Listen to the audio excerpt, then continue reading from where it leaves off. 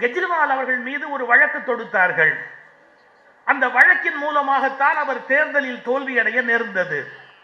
ஆனால் அந்த வழக்கை விசாரித்த நீதிமன்றம் வழக்குக்கே முகாந்தரம் இல்லை என்று இப்போது தீர்ப்பு வழங்கி இருக்கிறது. அப்படியானால் உடனடியாக டெல்லியில் மது தேர்தல் நடத்துவதற்கு இப்போது ஒன்றிய அரசு தயாராக இருக்கிறதா? காரணம், ஒரு முதலமைச்சரை குற்றவாளியாக சித்தரித்து அவர் ஆட்சியில் தொடர முடியாதபடி அவர் மீது வழக்குகளை தொடுத்து கெஜ்ரிவால் அவர்களுடைய தோல்விக்கு காரணமாக இருந்து அவரை வெளியேற்றி விட்டார்கள். ஆனால் வழக்கு மன்றம் அவர் குற்றமற்றவர் என்று இப்போது வழக்குக்கு முகாந்தரமே இல்லை என்றே இப்போது டெல்லி சிபிஐ நீதிமன்றம் கூறியிருக்கிறது. அப்படியானால் இது எவ்வளவு பெரிய சூழ்ச்சி! நான் இப்போது ஒரு கருத்தை முன்வைத்து விட்டு போகிறேன். தேர்தல் காலங்களில் மாநில அரசுகளை முடக்குவது போல மத்திய அரசையும் முடக்க வேண்டும் என்ற ஒரு தீர்மானத்தை இந்த நாடு கொண்டு வர வேண்டும்.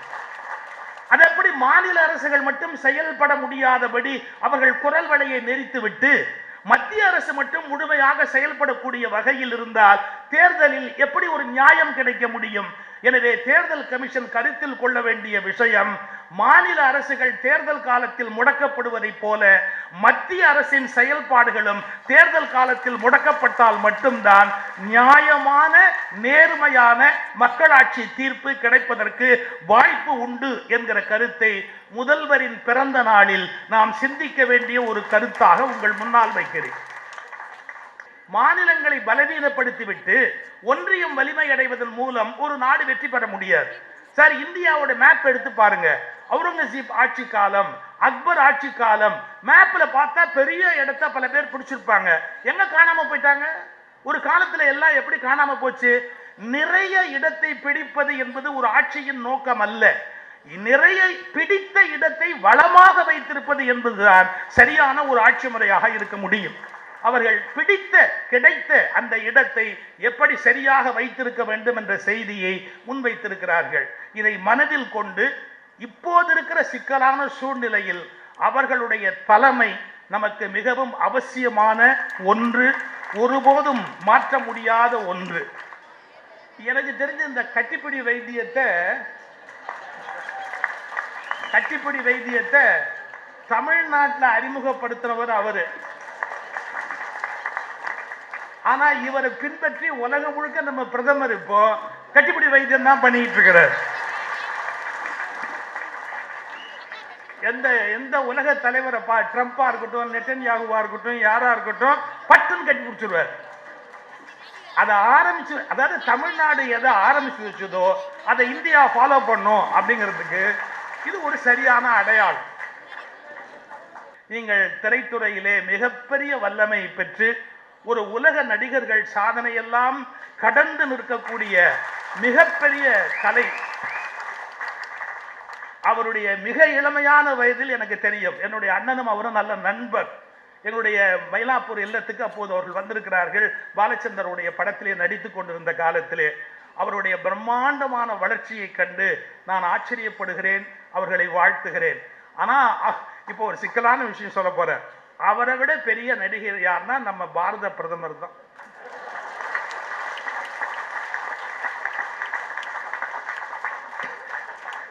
ஏன்னா யூடியூபுக்கு ஏதாவது வேணும் இல்ல, நான் பேசினா யூடியூப்ல போட்டு கொளுத்தணும் இல்ல, அப்பதானே 200 ஊப்பின்னு எனக்கு ஒரு பேர் வரும். இல்லாட்டி எனக்கு எப்படி அந்த பேர் வரும்? சார் வேடிக்கை சொல்லல, தமிழ்நாட்டுக்கு போனா வேஷ்டி சட்டை போட்டுக்குவாரு, இந்த ராஜஸ்தான் போனா தலப்பா கட்டிக்குவாரு, அப்புறம் எந்தெந்த ஊருக்கு போறாரோ அந்தந்த ஊரு அந்தந்த ட்ரெஸ் போட்டுக்குவாரு, எல்லாம் பண்ணிக்குவாரு.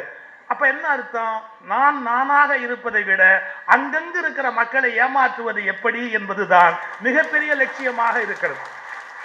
என்னால் அதை ஏற்றுக்கொள்ள முடியவில்லை.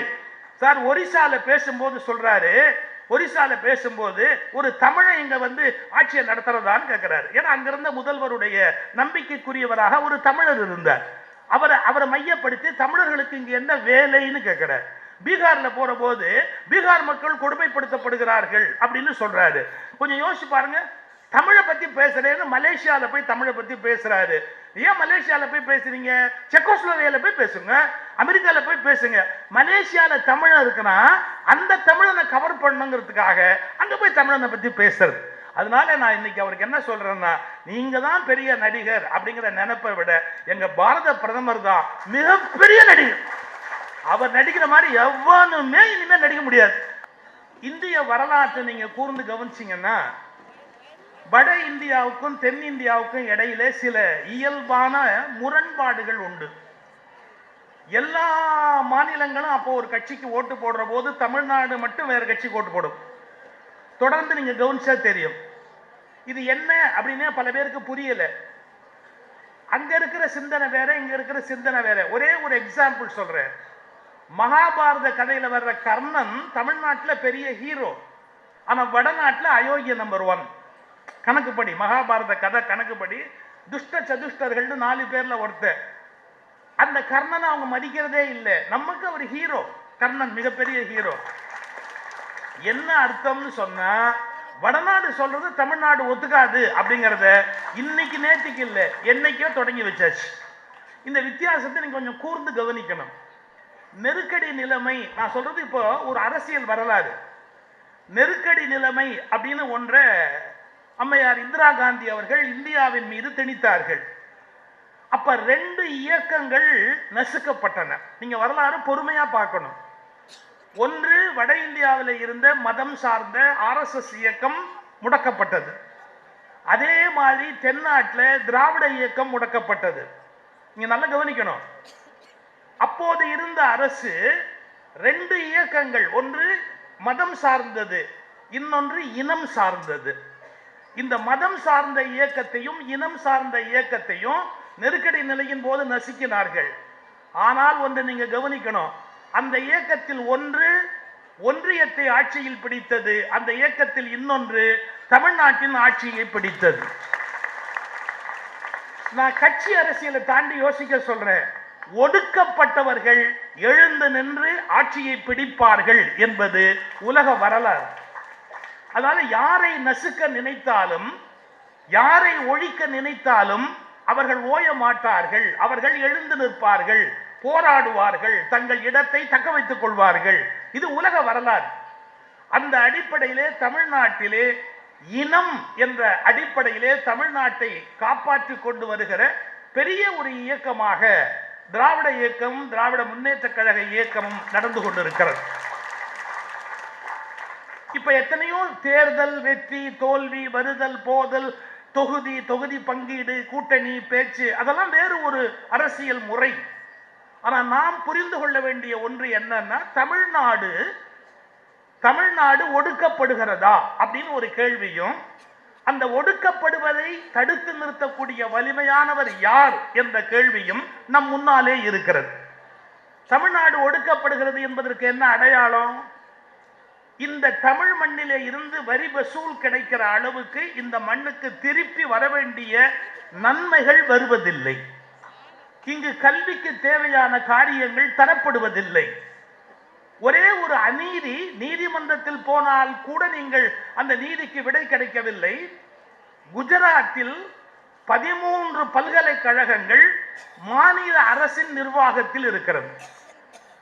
இந்த வார்த்தை நீங்க கவனிக்கணும். ஒன்றிய அரசு நியமிக்கிற கவர்னர் வழி அவருடைய ஆளுமையிலே அங்கே பல்கலைக்கழகங்கள் 13 பல்கலைக்கழகங்கள் இல்லை. எப்போது மாற்றப்பட்டது தெரியுமா? குஜராத்தின் முதலமைச்சராக மாண்புமிகு நரேந்திர மோடி அவர்கள் இருந்தபோது குஜராத் மாநில அரசினுடைய நிர்வாகத்துக்கு 13 பல்கலைக்கழகங்களை எடுத்துக்கொண்டவர் அவர். இப்ப என்னுடைய ஒரே ஒரு சிம்பிளஸ்ட் கொஸ்டின், ஒரே ஒரு கேள்வி, குஜராத்தில் மட்டும் மாநில அரசு பல்கலைக்கழகங்களை கண்ட்ரோல் பண்ணலாம், தமிழ்நாட்டில் மட்டும் மாநில அரசு பல்கலைக்கழகங்களை ஆளக்கூடாது என்று ஒரு கண்ணில் வெண்ணெய் ஒரு கண்ணில் சுண்ணாம்பு என்று வைப்பது எந்த தர்மத்தோடு சேர்ந்தது? Very logical question. அங்க இருக்கிற முதலமைச்சர் தான் வைஸ் சான்சலரை நியமிக்கிறார் குஜராத்திலே. அப்ப குஜராத்தில் பிறந்தவன் அறிவாளி, தமிழ்நாட்டில் பிறந்தவன் முட்டாள் என்று பொருளா? ஒரு நாட்டில் சமமான நீதி இருக்க வேண்டாமா? எதற்கு சொல்கிறேன்? 13 பல்கலைக்கழகங்கள் அங்கே மாநில அரசு நிர்வாகத்தில் இருக்கிறது. இங்கு மாநில அரசு அதை நிர்வகிக்க வேண்டும் என்றால் நீதிமன்றத்தில் போய் தடையாணை பெற்று போதுமான கல்வி வளர்ச்சி அடைய விடுவதில்லை. இன்னும் கல்வி நிதி முழுமையாக நமக்கு வழங்க வேண்டியதை வழங்குவதில்லை. அதிகார பகிர்வு என்று வருகிற போதும் தர வேண்டிய உரிமைகளை மாநிலங்களுக்கு தருவதற்கு வாய்ப்பு இல்லை. திராவிட இயக்கமும் மதம் சார்ந்த RSS இயக்கமும் தடை செய்யப்பட்டு பிறகு அவர்கள் வீறு கொண்டு எழுந்து மத்தியிலும் மாநிலத்திலுமாக ஆட்சியை பிடித்தார்கள். இப்போது மீண்டும் என்ன சிக்கல் ஏற்பட்டு விட்டது என்றால், இருவரையும் நசுக்குகிறவர்கள் பலவீனமாகிவிட்டார்கள். இப்போது இருவரும் ஒருவரோடு ஒருவர் கொஞ்சம் சிக்கலாக மோத வேண்டிய சூழ்நிலை ஏற்பட்டிருக்கிறது. இந்த நேரத்தில் அவர்கள் வலிமையான ஒரு தளபதியை கையில் வைத்திருக்கிறார்கள் என்று சொன்னால், இந்த இனத்துக்காக போராடுகிறவர்களும் வலிமையான ஒரு தளபதியை கையில் வைத்துக் கொண்டிருந்தால் மட்டும்தான் இந்த போர் நியாயமானதாக இருக்க முடியும். என்ன இந்து இயக்கங்கள் கணபதியை நம்புகிறது, நீங்கள் தளபதியை நம்புகிறீர்கள். இதானே பெரிய வித்தியாசம். அதனால் அவருடைய பிறந்த நாள் அன்றைக்கு நான் வாழ்த்துவதற்கு ஒப்புக்கொள்கிறேன். இந்த இனத்தின் கம்பீரம் அழியாமல் இருப்பதற்கு இன்றைக்கு தமிழ்நாடு உங்களை நம்பி இருக்கிறது. எங்களுடைய கௌரவமும் மானமும் பெருமையும் இந்த தமிழ் மண்ணின் பெருமையும் காப்பாற்றப்படுவதற்கு நீங்கள் நீண்ட ஆயுளோடும் நிறைந்த உடல் நலத்தோடும் வாழ வேண்டும் என்ற பிரார்த்தனையை இந்த நேரத்தில் வெளிப்படுவதற்கு நான் மகிழ்ச்சியோடு இந்த இடத்தில் நாம் கூடியிருக்கிறோம். நம்முடைய முதல்வருடைய அணுகுமுறை எவ்வளவு நுட்பமானதுன்னு நீங்க பார்க்கணும். அதாவது பழமையாக வருகிற மரபுகள்ல அப்படியே அதை கையாளுவது என்பது அவர்கிட்ட கிடையாது. அதுக்காக கம்ப்ளீட்டா மாறி போய் டீவியேஷன் எங்கேயோ மாறி போறது கிடையாது. ஒரே வார்த்தையில சொல்றதா இருந்தா அதை பெரியார் திடல தான் சொல்லணும்.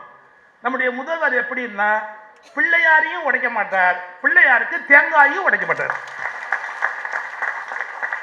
எதுக்கு இது ரெண்டையும்?